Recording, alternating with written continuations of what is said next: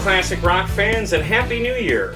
Today is our annual book review video in which I discuss all of the books I read in this past year and pass along some recommendations if you're looking for them. This is typically my least viewed video every year, but for those of you who tune in, I appreciate it, and I hope some of the books I'm going to talk about today are interesting to you.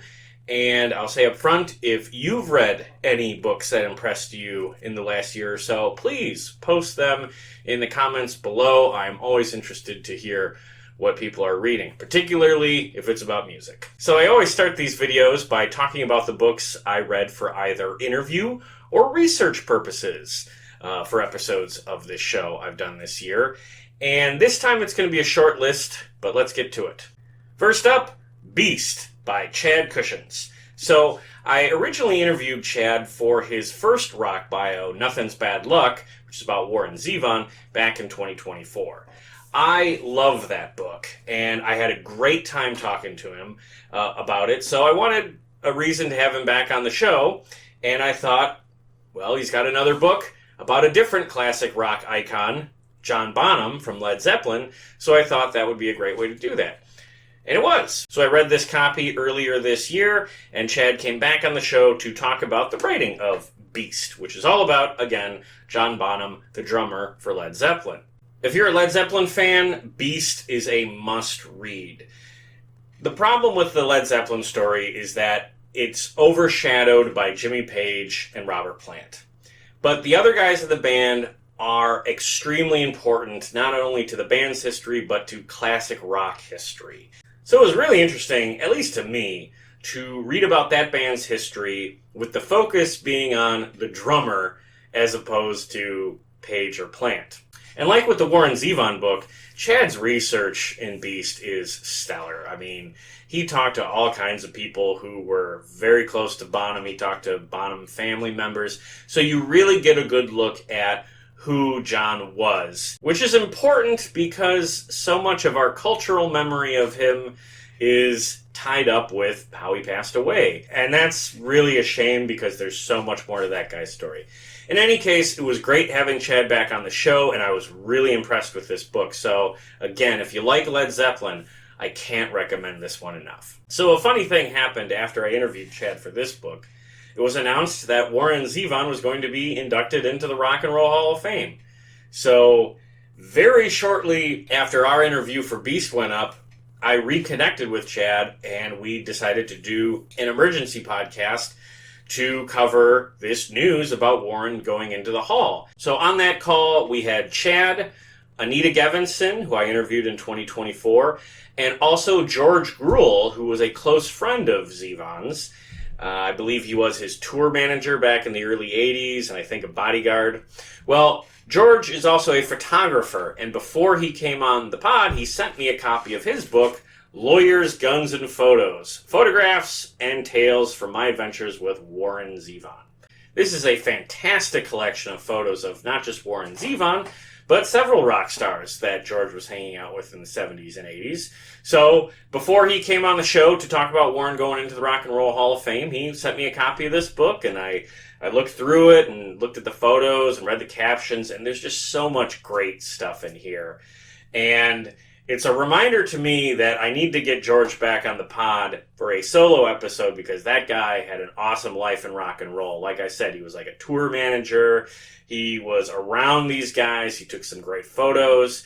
So I'm hoping to have him on the show in the future. We'll see if we can get that set up, but I would really highly recommend this book, this collection of photos, if you're a fan of rock and roll photography, which I am. This is one of my favorite rock photo books. So yeah, a lot of great photos in this book.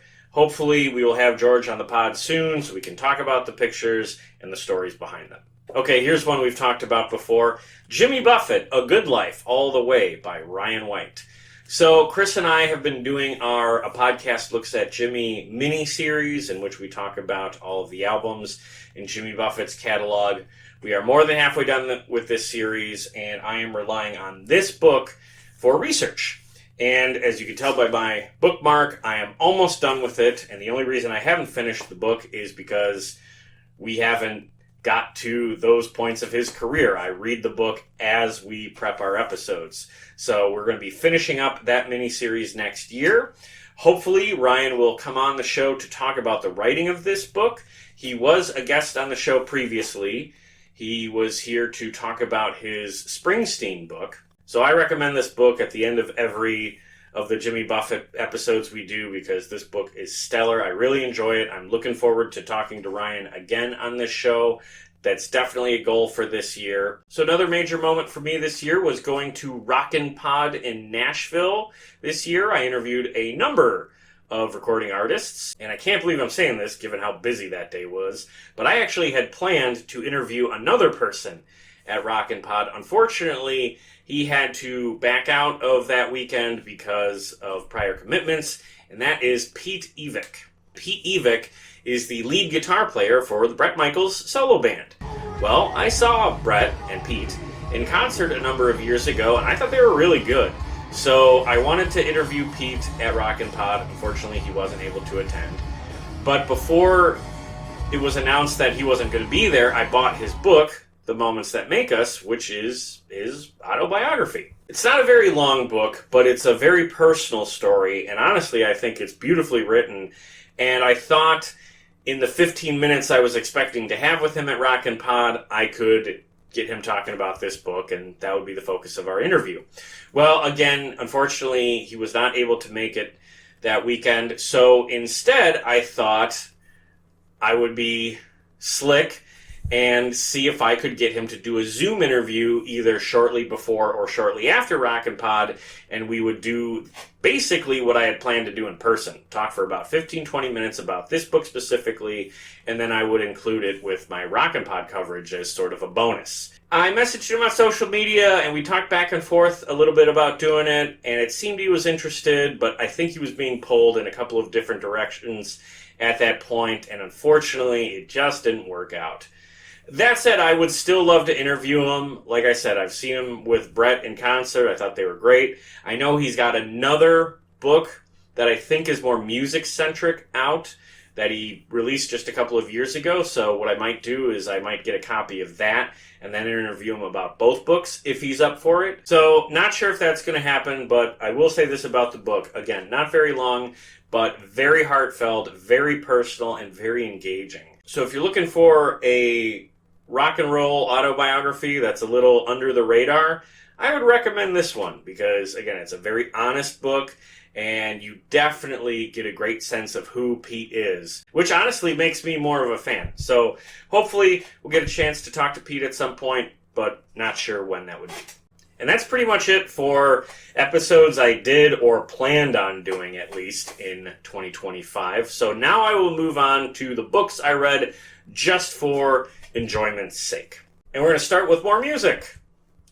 Kicking and Dreaming, a story of heart, soul, and rock and roll by Ann and Nancy Wilson and Charles R. Cross. So I wanted to read this book this year because sadly the Wilson sisters' co-writer, Charles R. Cross, passed away in 2024.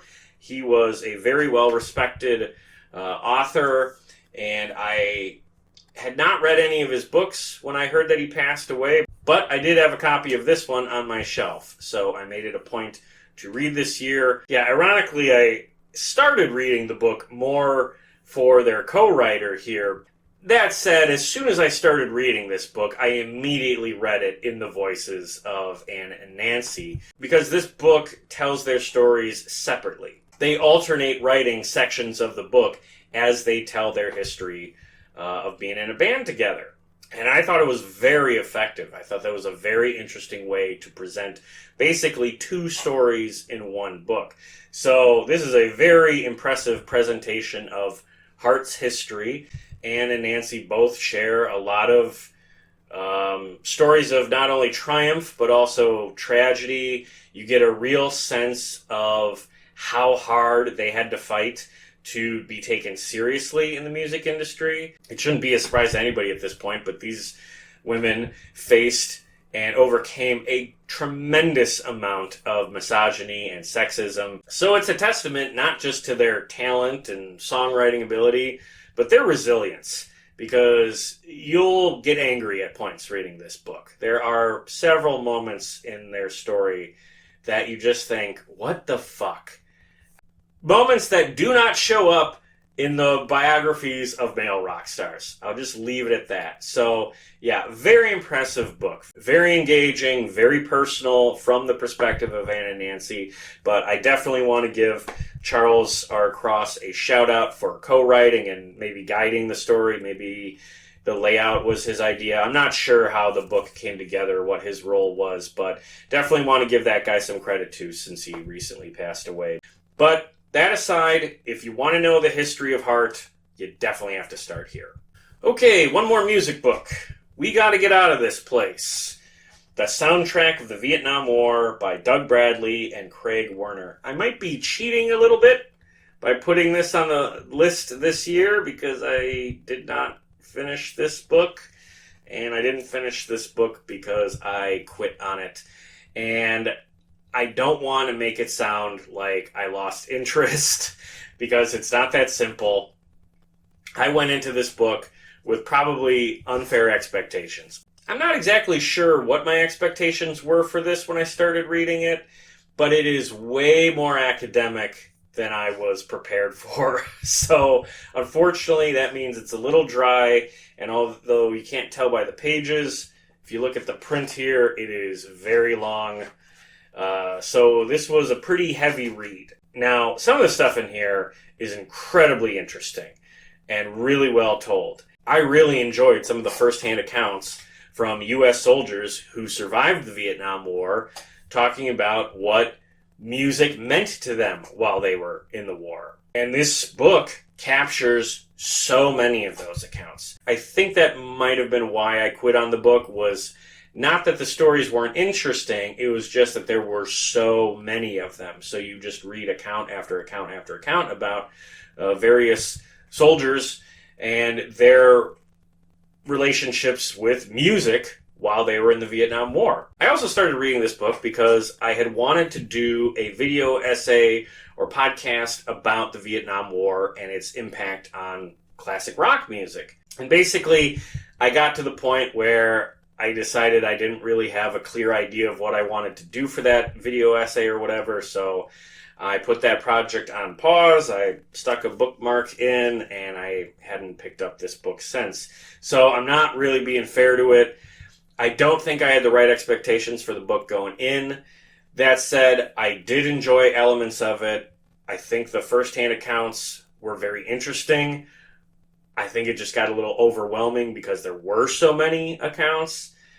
And again, the book is written by guys who went on to be professors in universities. So this is like an academic presentation of that history. And for me, I guess that's just a little dry. And I hate to say it like that, but I didn't anticipate that, so I really wasn't in the mindset. So I think I want to revisit this. I want to finish the book. There's definitely some great information here if you're interested in Vietnam War history.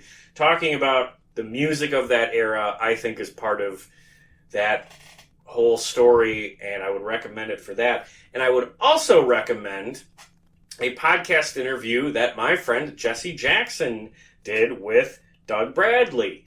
Jesse interviewed Doug Bradley on his show, Set Lusting Bruce, about a more recent book that Doug published, which is also about the Vietnam War and music, as Doug is a serviceman who survived the war and came back to tell his story here and in other books.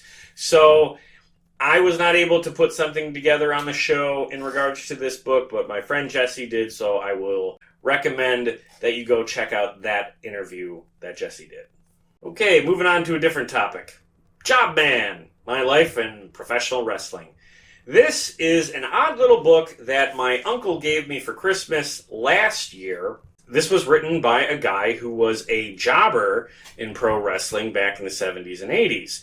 And a jobber is a pro wrestler who was basically there to lose to whatever big star was in the match. So jobbers were little known on a national level, but maybe known with the local wrestling fans of whatever community they're based out of. Now, my uncle gave me that book because he's friends with a different jobber, actually a kind of a famous one, a guy named Jake the Milkman Millman. So back in the 70s and 80s, my uncle and his friends would go to see all of Jake's matches, even though they knew that Jake was going to lose, because it would be Jake's job to put over Ric Flair or Roddy Piper or whatever big-name wrestler was in town. This guy, Craig Malterer, is another one of those wrestlers who was a jobber. In fact, I think he also knew Jake Milliman because Jake's in these pages. So my uncle thought this would be a book I would like because it's a very interesting perspective on wrestling history. And I will say I did enjoy it. Like, the stars can't be stars unless they look good in their matches, and it's these guys who make them look good. So hearing about how all that worked, I thought was very interesting. So I don't know if I would recommend this book to just anybody. I think you have to be a wrestling fan, and I think you have to be someone who's interested in wrestling history, because this guy's story wraps up more or less in the early 90s. So if you're into 70s and 80s wrestling, I think this perspective would be interesting to you, particularly if you live in the Midwest, because that's where this guy was based out of. So yeah, little different, but an enjoyable read.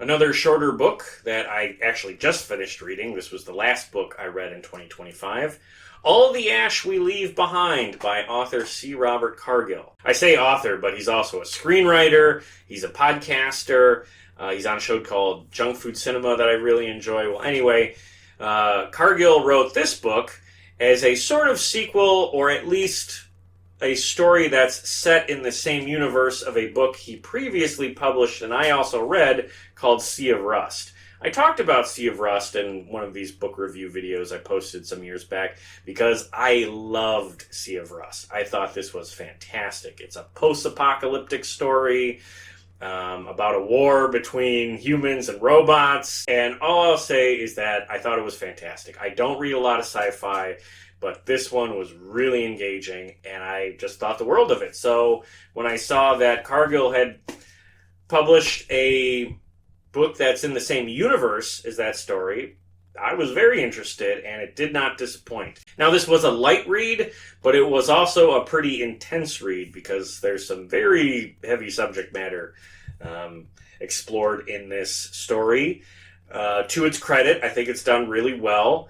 I think Cargill just had a great idea for a story set in a very interesting universe he established in Sea of Rust. He's got another book set in this universe called Day Zero. I haven't read that. I will at some point, but this year I read All the Ash We Leave Behind. I enjoyed it quite a bit, and I would recommend it, but if you haven't read Sea of Rust, I would recommend Sea of Rust first. I think Sea of Rust is great, so yeah, I would first suggest reading Sea of Rust, and if you enjoy it, then go ahead and get this follow-up called All the Ash We Leave Behind. Staying on post-apocalyptic fiction, here's one, Class of '86 by Brad Jones. So, in 2024, I went to an author event for a different author, Lindsay Ellis, who has a series of sci-fi books that I really enjoy, and the MC of that event was Brad Jones. Now, I was familiar with Brad Jones because he has had a long-running YouTube series called The Cinema Snob, in which he talks about movies, and he's been doing that show since, 2007, 2008, something crazy like that. And I've watched his show on and off over the years. Now, I was able to talk to Brad for a few minutes after the event ended, and he told me that he had published this book, Class of '86, and he told me it's a post-apocalyptic story, and it's a comedy of sorts, and it's a horror story of sorts, and there's some action in this. And it sounded really interesting. It sounded like a tribute to the kinds of movies that he loves talking about on his channel, many of which are movies that I enjoy. So I thought the inspiration for this book was really interesting, and he's a guy who really knows his stuff, so I figured that would translate to the page, and I got myself a copy. And I will say I enjoyed the book. Now, it's self-published, so the presentation here is a little hinky. I'm not going to hit them too hard for it, but the formatting could have been cleaned up a little bit. It's double-spaced. I don't think it needed to be. There are just some trappings that self-published works can fall into, and it's not a big deal, but at moments it can be a little distracting. In regards to the book as a whole, I thought the story was very engaging. I thought it was funny. I thought there were some good references all through the pages. If you've seen Brad's show and you like his sense of humor, and you're a fan of the type of movies that he talks about on that show, then I do think you might enjoy this. And if you enjoy this, you're in luck, because I saw on his social media that he published another book just earlier this year. I don't know if I'm going to get to that one, but I am glad I read this one, and it was very cool meeting him in Naperville last year. All right, now here's the one that might get me some comments. True Story by Bill Maher. Now, this is a work of fiction. This is a book that Bill wrote, I think, back in the early 80s, but it didn't get published until the early 90s. Bill is primarily known for his political commentary, but if you can believe it, there's very little of that here, because this book is really not about politics. It's about the comedy business of the 80s, which is a really interesting setting for a book, which is why I wanted to read it. Now, a good setting does not equal a good book. But I won't say it's a bad book. It's very much a mixed bag. The look back into that 80s stand-up world is fascinating. And he does a really good job of capturing what relationships were like back in those days, how the business worked back in those days. You definitely get a good look into what that world was. Unfortunately, there's a whole bunch of stuff in this book that didn't age well, not just because it's politically incorrect, but more so because comedy ages kind of worse than anything. So there's just a lot of stuff that isn't as funny today as it might have been when he wrote it, or maybe just isn't as funny to me as it was funny to him when he wrote it. So, I don't know. So again, the only way I can really describe it is a mixed bag. There is some really interesting stuff here, but there's also some stuff that'll make you roll your eyes. But at the very least, it's definitely more interesting than any of Bill's polemics. And finally, my favorite book of the year, The Rambo Report by Nat Segaloff, which features a foreword by Rambo creator David Morrell. I interviewed David Morrell back in 2024. He told me about this book when he was on the show. I immediately pre-ordered it because I love all incarnations of Rambo. Book version, movie version. I have the soundtracks on vinyl. I have a Rambo lunchbox around here somewhere. I am a huge Rambo fan. And as a huge Rambo fan, I want to say that this book nailed it. It crushed it. It got that character's book history and film history all together. The whole story is in these pages. It's the book that the fan base deserves. So I really enjoyed this. I would definitely love to interview Nat about the book at some point. I don't know if he does interviews, but I'll definitely see if I can get in touch with him. But if not, I'll just leave it at this. You know, he managed to tell the full story of the Rambo character, from how it was created by David Morrell in the book First Blood, how it evolved into a movie, how Morrell wrote the book sequels, and how the film sequels, you know, took that character into the stratosphere. And it became one of the premier IPs in Hollywood in the 80s, and it's still a big deal today. So there's a lot of history with this character, both book version and the film version, and I think Nat did a wonderful job collecting all that history here and presenting it in a very fun and engaging read. So I'll be as clear as I can. This is my favorite book of 2025. It's extremely impressive. I highly recommend it. If you're a movie fan, if you're a Rambo fan, you definitely got to get yourself a copy. Okay, those were the books that I read in 2025. Now let's move on to the books I plan, or at least hope to read this year. Okay, this is the part of the video where I typically embarrass myself by planning to read more books than I actually give myself time to read in any given year. So I'm going to try to minimize that by saying that these are the books I would like to get to this year. I don't know if I actually will. I plan on it. I hope I get to it, but I'm not going to say I'm going to read them for sure, but we'll see how it goes. Okay, the first one I've mentioned in the past, The Covenant of the Flame by David Morrell. I started reading this before I interviewed him back in 2024. I didn't get very far. I had to pause on the book because we did the interview and then I started reading something else for another project. I want to pick this up again this year and finish the book because I was enjoying it and I do like David's writing. So hopefully I read a little bit more from David Morrell this year. I have another book of his called Blood Oath that I want to get to as well, but I don't know if that'll be this year. Also, I should say, most of these books are books I had already planned on reading in past videos I just didn't get to, so I'm going to try and get myself caught up by putting them back on the schedule for 2026. Like this one, Footfall. So in years past, I've been revisiting books that I read as a kid and in high school that I enjoyed. I've revisited books like First Blood and Jaws instead of picking another book that got turned into a movie. Last year, I had planned on reading this book, Footfall, because when I was in like 7th or 8th grade, I read it, and I remember enjoying it, but I want to see if I still like it because I don't remember much of anything about it. It's a sci-fi book. It's an alien invasion story. The aliens in the book look like this. And it's a pretty long story, so I wanted to get to it last year. I didn't, so I'm hoping I can read it this year because I do enjoy revisiting these books that I read as a kid. Also, a fun little aside about this copy is that the previous owner wrote a fun little review here in the inner cover. He grades it a B+, A-, and says, "Good, interesting, well-told sci-fi. Not too plausible, but a lot of good thinking."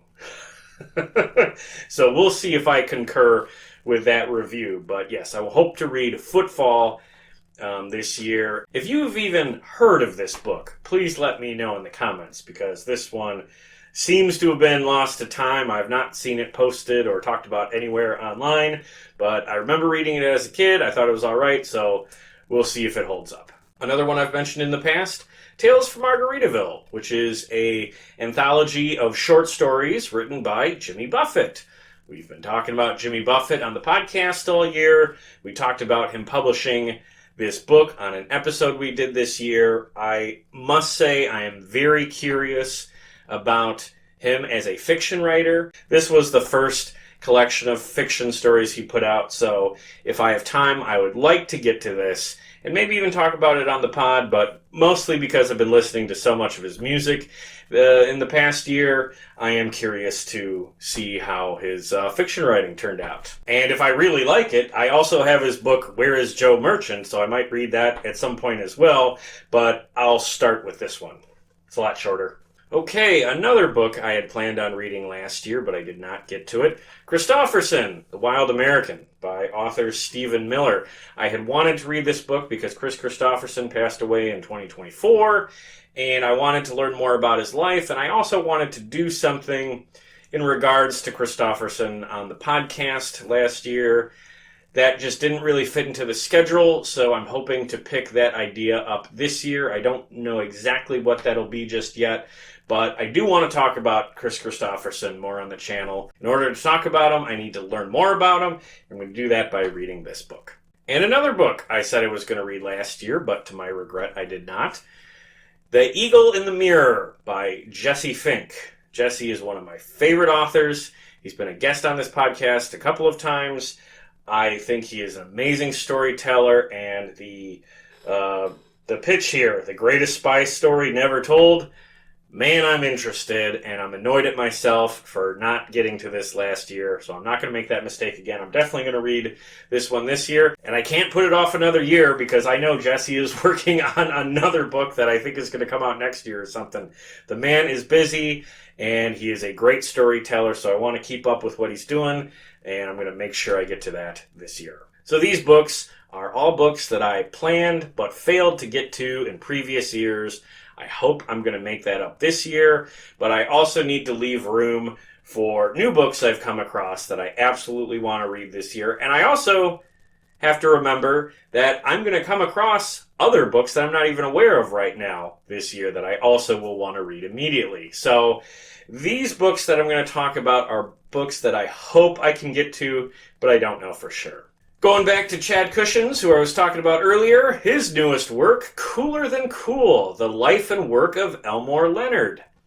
So I have a bunch of Elmore Leonard books. I haven't read any of them because I'm a slow reader, as you can see at this point. But I might read one of them after I get through this, because this sounds like a fun story. This is a biography of the writer Elmore Leonard. Chad wrote this book with the blessing of the estate. He is really proud of this book. I, of course, would love to have Chad back on the podcast to talk about it. I just haven't had a chance to read it. Much like with Jesse, Chad is one of my favorite authors, so even though I'm not terribly familiar with Elmore Leonard, I'm actually looking forward to learning about his story through this book because I really enjoy Chad's writing. So definitely looking forward to this, and hopefully we'll have Chad back on the pod to talk about it. And then there's another book that has a connection to Chad. Hellfire!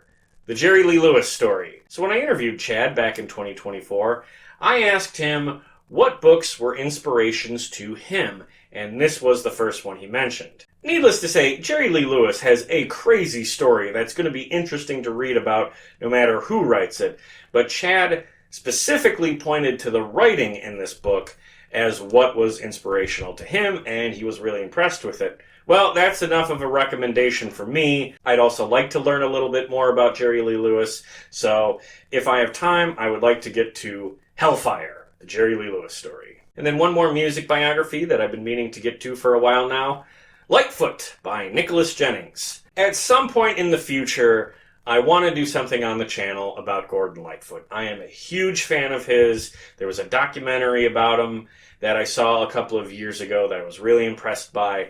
I want to learn more about his story, and this book is really well reviewed, so if I have time later this year, I would absolutely like to read Lightfoot. Next up, Funny Because It's True, How the Onion Created Modern American News Satire by Christine Wang. Earlier this past year, I went to an author event for this book, which is appropriate because the Onion's story gets started here in Wisconsin. And what this is a history of the Onion, how it got started, how it survived and became this big media force that it is today. I don't know much about the Onion's story. All I know is that I read it religiously when it had a print version here in Milwaukee. And ever since it stopped its print editions, I've been reading articles online whenever the headline grabs me. I think it's one of the greatest sources of comedy ever. I absolutely love The Onion, always have. So I want to learn more about its history because it has such close connections to this state. And also, if you saw my 100th episode, that was an interview with Nick Pruer. And Nick is one half of the Found Footage Festival. The other half is a guy named Joe Pickett. And Joe Pickett used to write for The Onion, and I believe he contributed to this book. So in the same way that I interviewed Nick about his past on the Dave Letterman show and what he does now with Found Footage Festival, at some point I would like to interview Joe about his past with The Onion. In fact, I talked to both of those guys just a couple of weeks ago because I saw the Found Footage Festival here in Milwaukee at the Oriental Theater, and I pitched to them coming on the show to do an interview specifically about all of the documentaries they've been involved with and the ones they've made over all these years, because they've been involved with some really good ones. And that's an aspect of both of their careers that I would really love to drill into on this show because I think they've done just such great work. But Joe got started with The Onion, and I had such a great time at the author event with Christine. Met her after the show for a moment, and she signed it. So I hope we can do something about The Onion on this channel at some point in the future, whether it's talking to Joe or maybe talking to Christine or whoever, because The Onion has a great story and its roots are here in Wisconsin, and I love that. So yeah, definitely want to get to that one this year. And finally, one more book I've talked about in the past but just haven't got to yet, Apostles of Mercy by Lindsay Ellis. Like I mentioned earlier, I went to an author event with her in 2024. That's where I met Brad Jones. I bought a copy of this book. This is the third installment of her, I believe, 5-part sci-fi series that centers around aliens coming to Earth. I enjoyed both of the previous 2 books in this series, so I'm sure I'm going to like this one as well. I imagine that the 4th book in the series is going to be coming out in the next year or so, so I want to stay current. I've definitely got to get to this this year. Meeting Lindsay was awesome. She's as nice as can be. So if you are not familiar with this series, but you like sci-fi, in addition to Sea of Rust, I would really recommend you check out the books that Lindsay writes, Axioms and Truth of the Divine, and hopefully I can recommend Apostles of Mercy. I imagine I will. I just haven't read it yet. So yeah, definitely want to get to this one in 2026, and oh my god, I've done it again. I have absolutely overextended myself, but that's okay. I don't know if I'll get to all of these books. I will get to as many of them as I can because I enjoy so many of these authors, and I'm interested in so many of these stories. So if you've read any of these books and you have any thoughts, please post them in the comments below. But with that, I will just say thank you very much for watching this video.